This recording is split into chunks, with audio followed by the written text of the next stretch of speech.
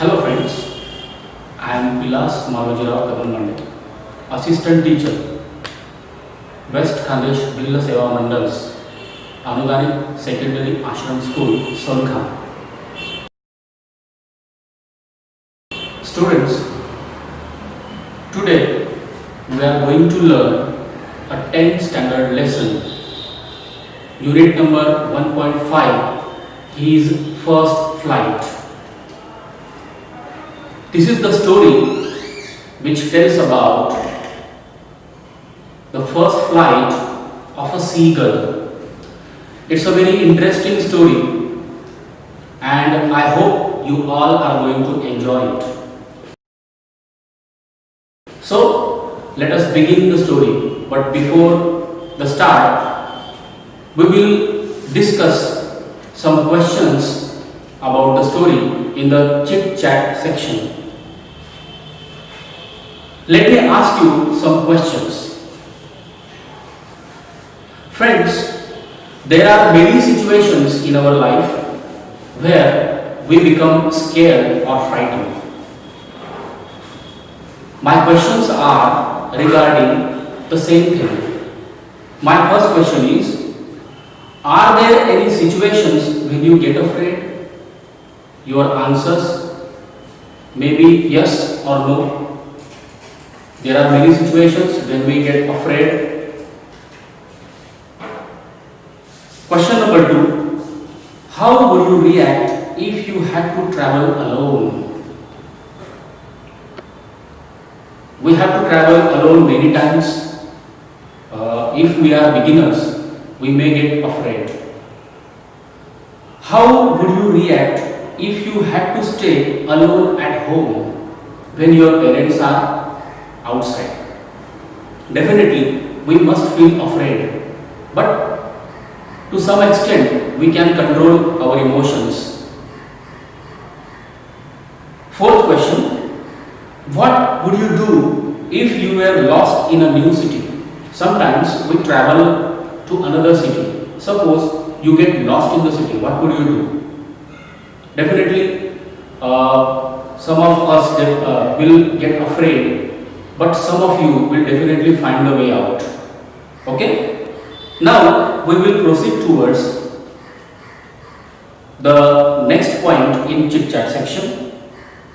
Complete the following table. Khalil takta purna karo. In the first table or in the first column, idioms are given. In the second column, their meanings are given, and their use in the sentences are given in the third column. So the idiom is, first one, bird's eye view. The meaning of the idiom is view from somewhere high. You can use the idiom in your own sentences. Second one, as free as a bird. Meaning of the idiom, if he or she is carefree.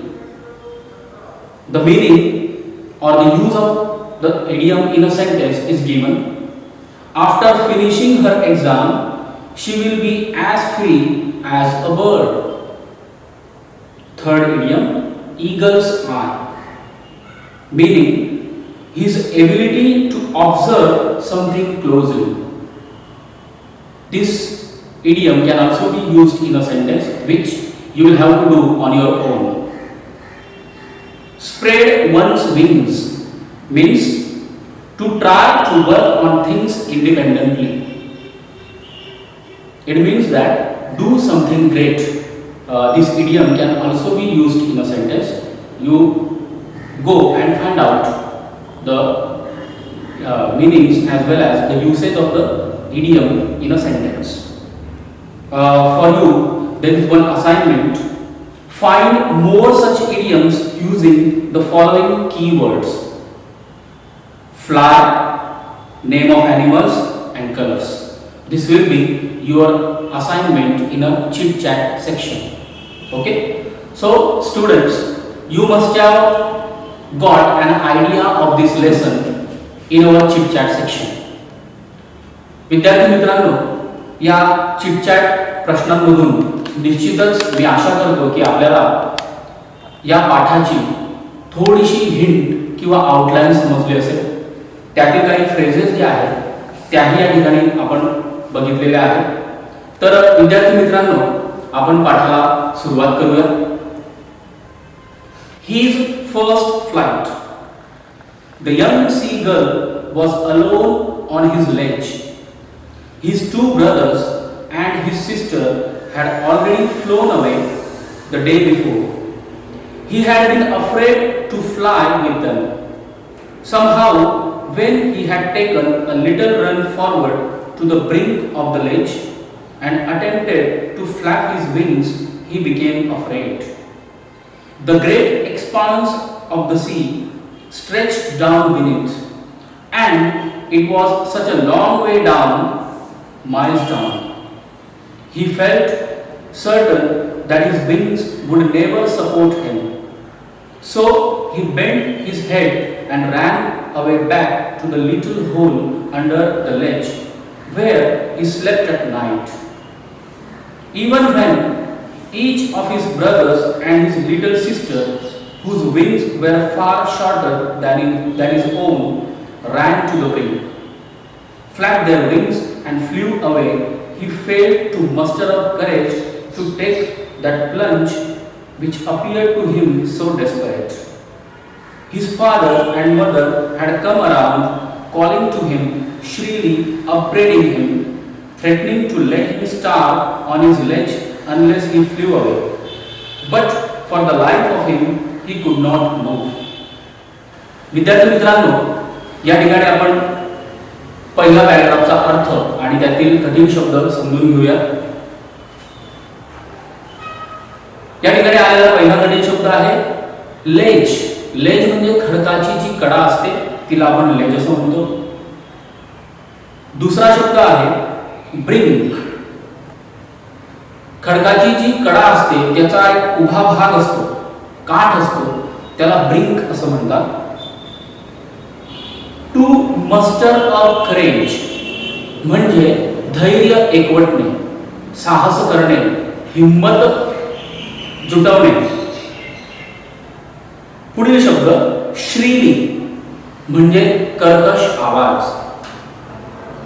अपब्रेडिंग म्हणजे खरडपट्टी काढणे, रागावणे. विद्यार्थी मित्रांनो, पहिल्या पॅराग्राफचा अर्थ आपण समजून घेऊ. ही गोष्ट आहे एका छोट्याशा समुद्र पक्षाची, जो समुद्राच्या किनाऱ्यावर एका कडेमध्ये एका छोट्याशा ठिकाणी राहतो. गोष्टीच्या सुरुवातीला आपल्याला असं कळतं की त्या पक्षाचे दोन भाऊ, त्याची एक बहीण, त्याची आई, त्याचे वडील सर्व त्याच्यापासून दूर समुद्रावर उडून गेलेले आहेत. त्याची उडण्याची हिंमत होत नाहीये. तो उडण्याची हिंमत करतोय, परंतु त्याला भीती वाटते की मी जर पडलो तर मरून जाईल. त्या अथांग अशा समुद्राकडे बघून त्याला खूप भीती वाटते मनातून.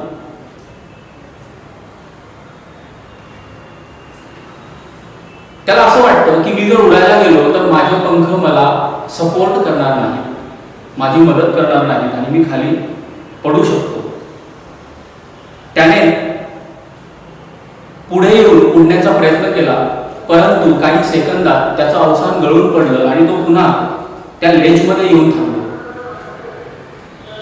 त्याने हिंमत जुटवण्याचा, धैर्य एकवटण्याचा मनापासून प्रयत्न केला, परंतु त्याला उडण्यामध्ये यश आलं नाही.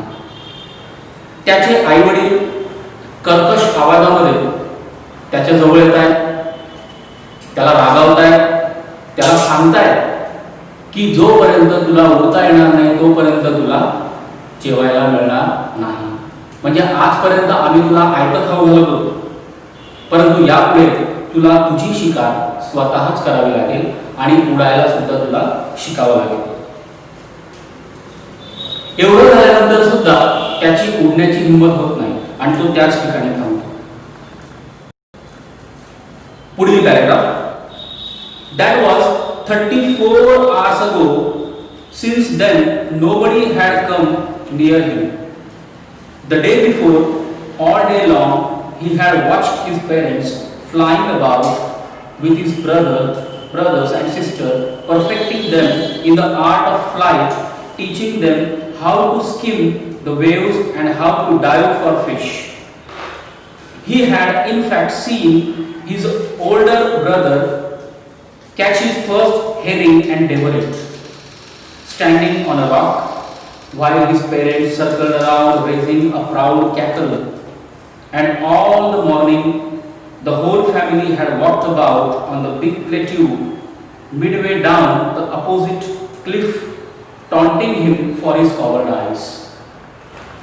दुसऱ्या पॅराग्राफ मधले काही शब्द आपण समजून घेऊया.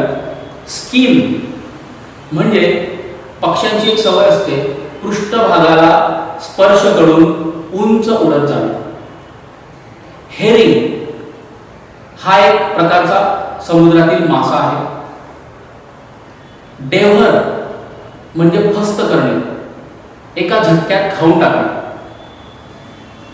कॅकल कॅकल म्हणजे जोराने ओरडणे किंवा कलकलाट. क्लिफ म्हणजे उंच कडा. कॉवर्डाइस म्हणजे भित्रेपणा, भ्याडपणा. पहिल्या पॅराग्राफ मध्ये आपण जी माहिती बघितली ती घटना घडून 24 तास उलटलेले आहेत. 24 तासापासून त्या छोट्या समुद्र पक्षाजवळ त्याची आई, त्याचे वडील, त्याचे भाऊ, त्याची बहीण भरकटलेले नाहीत.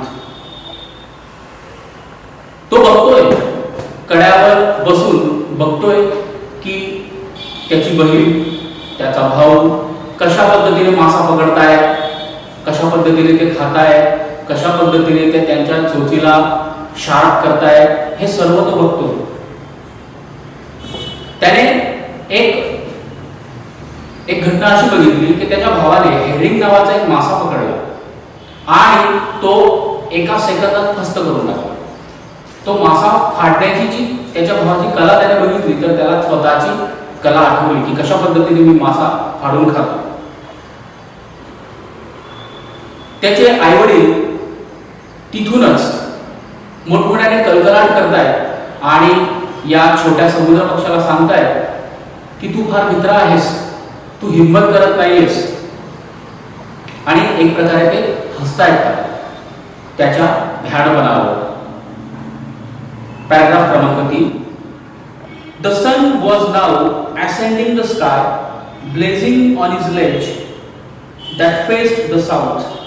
He felt the heat because he had not eaten since the previous nightfall. He stepped slowly out to the brink of the ledge and standing on one leg with the other leg hidden under his wing, he closed one eye, then the other, and pretended to be falling asleep. Still, they took no notice of him. He saw his two brothers and his sister lying on the plateau, dozing with their heads sunk into their necks. His father was preening the feathers on his white back. Only his mother was looking at him. She was standing on a little high hump on the plateau, his white breast thrust forward. Now and again she tore at a piece of fish that lay at her feet and then scratched each side of her beak on the rock.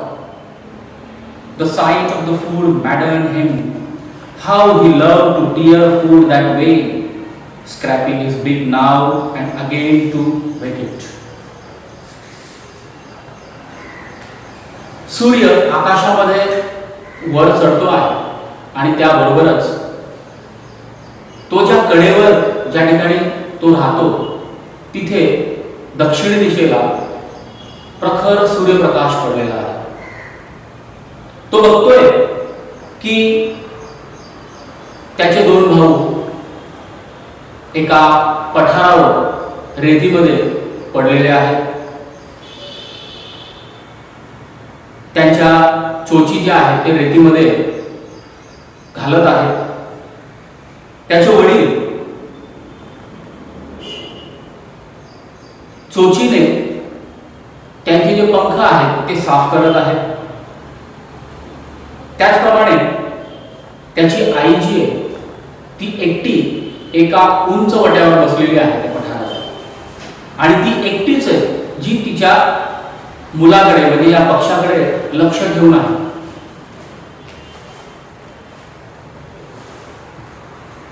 तिने एक मासा हातामध्ये पकडलेला आहे आणि तो मासा ती चोचीने फाडते आहे. हे बघून त्या छोट्या पक्षाला आठवतं की कशा पद्धतीने तो स्वतः त्याला आयता मिळालेला मासा फाडून खायचा. त्यानंतर तो मासा खाल्ल्यानंतर त्याची आई तिची जी चोच आहे ती धारदार बनवते एका खडकावर घासून. तो जो पक्षी आहे तो नाटक करतोय. त्या कडेवर पुढच्या साईडला तो आलेला आहे. त्याने त्याचे पाय पंखांखाली लपवून घेतलेले, डोळे बंद केलेले, जसं काही तो झोपलेला आहे आणि अशक्त झालेला आहे. तो दाखवण्याचा प्रयत्न करतोय की तुम्ही माझ्याकडे लक्ष देत नाही, म्हणून मला त्रास होतोय, मला खायला काही मिळालेलं नाही 24 तासापासून, तर कृपया तुम्ही मला आयतं खायला आणून द्या, असा प्रयत्न तो करतो. परंतु त्याचे वडील, त्याचे भाऊ, त्याची बहीण कोणीही त्याच्याकडे लक्ष देत नाही, फक्त आईचं लक्ष. गा गा गा, he cried, begging her to bring him some food. Gwa kol ah, she screamed back derisively. But he kept calling plaintively, and after a minute or so he uttered a joyful scream. His mother had picked up a piece of the fish and was flying across to him with it. He leaned out eagerly, tapping the rock with his feet, trying to get nearer to her as he flew across. But when she was just opposite to him, she halted, her wings motionless, the piece of fish in her beak almost within reach of his beak. He waited a moment in surprise, wondering why she did not come nearer, and then, maddened by hunger, he dived at the fish. With a loud scream, he fell outwards and downwards into space. Then a monstrous terror seized him, and his heart stood still. He could hear nothing, but it only lasted a minute. The next moment he felt his wings spread outwards. The wind rushed against his breast feathers. Then, under his stomach and against his wings, he could feel the tips of his wings cutting through the air. He was not falling headlong now. He was soaring gradually downwards and outwards. He was no longer afraid. He just felt a bit dizzy. Then he flapped his wings once and he soared upwards. Ga ga ga ga ga, gwa kol ah. His mother swooped past him, her wings making a loud noise. He answered her with another scream. Then his father flew over him screaming. He saw his two brothers and his sister flying around him, curveting and banking and soaring and diving. विद्यार्थी मित्रांनो, या परिच्छेदामध्ये काही कठीण शब्द आपण समजून घेऊया. डिरायझिव्हली म्हणजे उपहासाने, वर्ड प्लेंटिव्हली म्हणजे केविलवाणेपणाने, मॉन्स्ट्रस म्हणजे धक्कादायक, सोअरिंग म्हणजे खूप वर किंवा उंच उडत जाणे, डिझी म्हणजे चक्कर किंवा भोवळ येणे, कर्वेटिंग वळण घेत मारलेली डौलदार झेप म्हणजे पक्षी जेव्हा आकाशामध्ये उडतात ते वळण घेतात आणि झेप घेतात, त्याला कर्वेटिंग असं म्हणतात. बँकिंग कधी कधी आपण आकाशात बघितलं असेल, पक्षी एक बाजू वर करून उडतात, एक पंख वर करून उडतात, त्याला बँकिंग असं म्हणतात. तर विद्यार्थी मित्रांनो, पुढील पॅराग्राफमध्ये या गोष्टीमध्ये काय झालं ते आपण बघूया. मागच्या पॅराग्राफमध्ये आपण बघितलं की तो जो पक्षी होता तो झोपण्याचं नाटक करत होता, मला चक्कर येत आहे असं दाखवण्याचा प्रयत्न करत होता. आणि त्या पठारावर, त्या उंच वाट्यावर बसलेली त्याची आई त्याच्याकडे लक्ष देत होती. अचानक त्याच्या एक गोष्ट लक्षात आली की त्याच्या आईने तोंडामध्ये माशाचा तुकडा घेतला आणि ती त्याच्याकडे, त्याच्या दिशेने उडायला लागली. तसा त्याने मोठ्याने आवाज केला, गा गा गा. He cried beginning her to bring some food. त्याला समजलं की आई काहीतरी जेवण आपल्यासाठी आणते, म्हणून तो मोठ्याने ओरडायला लागला. गा कोल आ अशाच प्रकारचा आवाज त्याच्या आईने पण काढला. पक्ष्यांचा एक विशिष्ट प्रकारचा आवाज असतो, विशिष्ट सिग्नल्सने ते एकमेकांशी संवाद साधत असतात. ती अतिशय उपहासाने ओरडत होती, परंतु हा अतिशय केविलवाणेपणाने तिच्याकडून जेवण मागण्याचा प्रयत्न करत होता. अचानक त्याला असं समजलं की आई माझ्याकडे जेवण घेऊन येते आणि त्याच्या आनंदाला पारावार उरला नाही. तो त्याच्या चोचीने खडकावर मारायला लागला आणि त्याचे पाय जोरजोराने आपटायला लागला. एक प्रकारे त्याला समजलं की आता आई माझ्यासाठी जेवण घेऊन येते.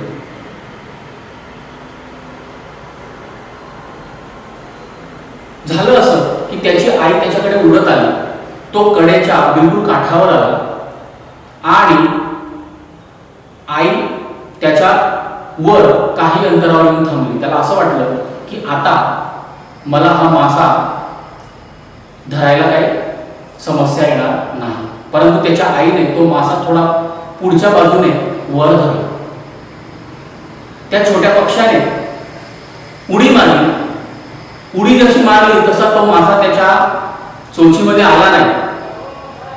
त्याला भोवळ आली आणि तो कडेवरून खाली पडायला लागला.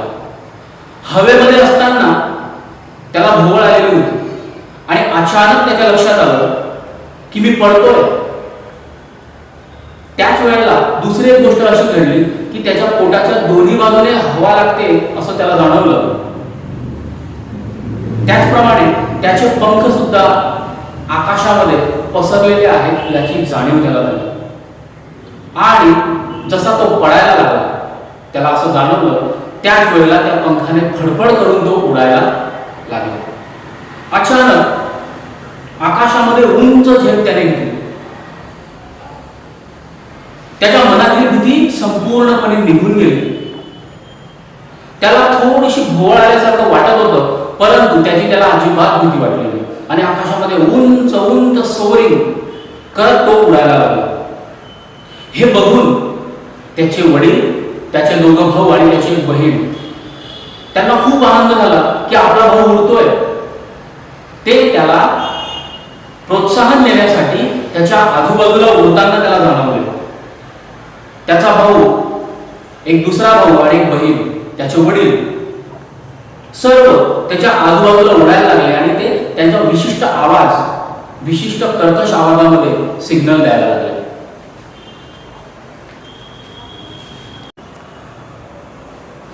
आनंदाने तो छोटा पक्षी आकाशामध्ये उंच भरारी घ्यायला लागला. त्याच्या मनातली भीती आता संपूर्णपणे निघून गेलेली होती. थोडी भीती वाटत असेल, परंतु त्याच्या परिवाराच्या प्रोत्साहनामुळे त्याच्या मनातली संपूर्ण भीती आता नाहीशी झालेली होती आणि तो आता उडायला शिकलेला होता. Then he completely forgot that he had not always been able to fly and commended himself to dive and soar and curve, shrieking shrilly. He was near the sea now, flying straight over it, facing straight out over the ocean. He saw a vast green sea beneath him, with little ridges moving over it, and he turned his beak sideways and cawed amusedly. तो आता विसरून गेला की मला उडता येत नाही. तो आता उडायला शिकला होता. थोड्या वेळाने त्याच्या असं लक्षात आलं की तो अथांग अशा समुद्रावर उडत होता, निळ्याशार समुद्रावर उडत होता, आणि त्याच्या तोंडातून आपोआपच विशिष्ट प्रकारचे आवाज निघत होते. अर्थातच ते आवाज आनंदाचे होते, कारण त्याने गगनभरारी घेतलेली होती. त्याच्या मनातला आनंद तो त्या विशिष्ट आवाजामधून व्यक्त करत होता. तो समुद्राच्या खूप जवळ होता, म्हणजे पृष्ठभागाच्या खूप जवळ होता, आणि त्या पृष्ठभागाच्या वरून तो उडत होता. त्याने सुंदर असा तो हिरवागार समुद्र डोळ्यांनी बघितला. समुद्रावर उडत असताना काही पर्वतरांगा त्याला दिसत होत्या. रिजेस ज्याला आपण म्हणतो म्हणजे पर्वतरांग. त्याचप्रमाणे अतिशय मौजेने, गमतीने आणि आनंदाने तो त्यावरून उडायला शिकला होता. His parents and his brothers and sisters had landed on this green flooring ahead of him. They were beckoning to him, calling shrilly. He dropped his legs to stand on the green sea. His legs sank into it. He screamed with fright and attempted to rise again, flapping his wings.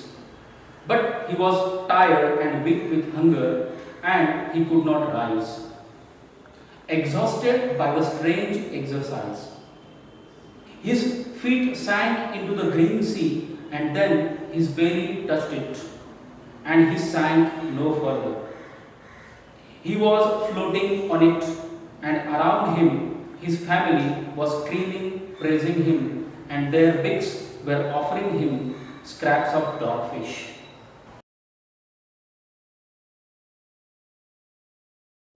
विद्यार्थी मित्रांनो, शेवटच्या पॅराग्राफमध्ये तो पक्षी कशा पद्धतीने उडायला शिकला, फक्त उडायला शिकला असं नव्हे तर समुद्रावर कशा पद्धतीने शिकार करायला शिकला, समुद्राच्या पाण्यामध्ये कशा पद्धतीने तरंगायला शिकला याचं वर्णन केलेलं आहे. तर बघा, प्रोत्साहन जीवनामध्ये फार महत्त्वाचं असतं. तो पक्षी जेव्हा उडतोय त्यावेळेला त्याची पूर्ण फॅमिली, त्याचं पूर्ण कुटुंब त्याला प्रोत्साहन देतो. ज्या वेळेला तो समुद्राच्या पृष्ठभागावरून उडतोय त्यावेळेला काही वेळेनंतर त्याला एक असं चित्र दिसतं की पुढच्या बाजूला त्याची आई, त्याचे वडील, त्याचे दोघं भाऊ, त्याची बहीण त्या समुद्राच्या पृष्ठभागावर तरंगताना दिसतात, आणि ते आनंदाने त्याला आवाज देत आहेत की कम हिअर, आमच्याकडे ये, बघ आम्ही कसं तरंगतोय पाण्यावर, तुला पण जमेल, तू पण तरंगू शकतो. जसा उडायला शिकला तसा समुद्रावर तरंगायला शिक.